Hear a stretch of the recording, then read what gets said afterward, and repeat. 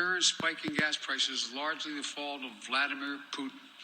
It has nothing to do with the American Rescue Plan. Well, we've seen the price of gas go up at least 75 cents since President Putin lined up troops on the border of Ukraine. Make no mistake, inflation is largely the fault of Putin. They're the facts.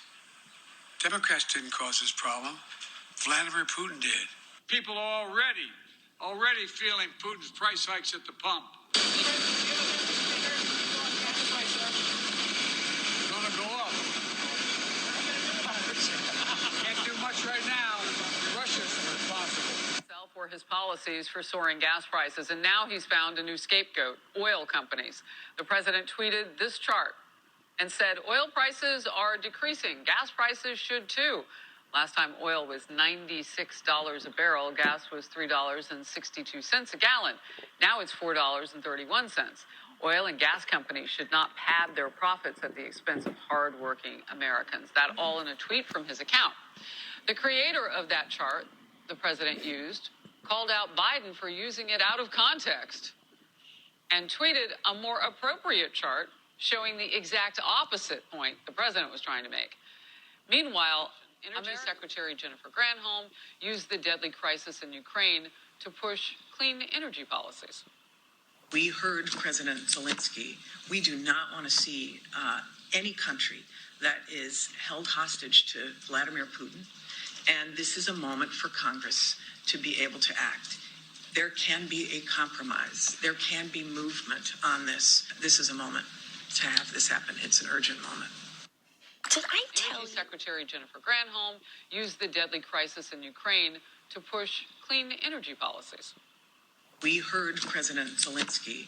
We do not want to see any country that is held hostage to Vladimir Putin. And this is a moment for Congress to be able to act. There can be a compromise. There can be movement on this. This is a moment to have this happen. It's an urgent moment. Did I tell you? It is a disconnect. It's a wish fantasy of policy. And this is, of course, what it tells you is that they were thinking about Los Angeles and New York, public transportation, people who don't need cars, drive a bike. Whereas, in fact, this is about a disconnection with the average American.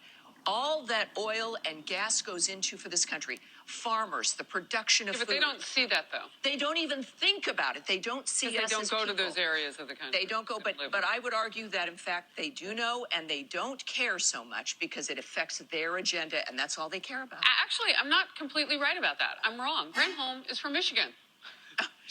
Yeah, absolutely she gets it, because that's where Michigan's line 5 is, which affects about 5 or 6 states if they cut that line. And the administration was looking at stopping the pipeline movement of oil there just a few months ago. That was on the short list. So I'm wrong. There are some of them who come from those areas. They do. And they still don't get it. And even Joe Biden, he's been in politics for half a century. He knows about the Jimmy Carter years. Some of us grew up in those years. I worked at a car wash to this is when gas was being rationed. They hired me as a little kid, I was 12, to go to when everybody had to choose their day based on their license plate to get gas. If an adult went out to tell a man to get out of that line, a fight would start. So they sent a little girl, me, to tell them that it wasn't their day. And I watched grown men cry because they wouldn't be able to get to work. They would lose their jobs. That informed a lot of my current politics about the power of government, the economy, gas, but even more so, inflation. People are now having to decide on gas or food. We rationed food in my household because I was lower middle class to poor, on welfare. You couldn't eat certain things. You had to eat only a certain portion. Americans remember this. It is only my generation. It was not that far ago. And I think that Americans understand about petroleum and oil. Over 150 products are affected by petroleum. Tape, basketballs. I've been talking about that. I know Senator Blackburn of Tennessee has been talking about. I mean, we can do this because we did. And by the way, those vaccines that came along, Operation Warp Speed, still being talked about as the best in the world right now. Yes. All right, let's move to this. Senator Elizabeth Warren, probably not surprising anybody by saying this. What's happened is these companies have said, we'll pass along costs, but while we're at it and everyone's talking about rising costs, let's just add an extra big dollop of cost increases to expand our profits. Your response. Well, you know, if anybody's expanding their profits right now, it's the government. It's about the taxes that they refuse to remove from the price of gasoline, both at the state and the federal level, the nature of inflation itself.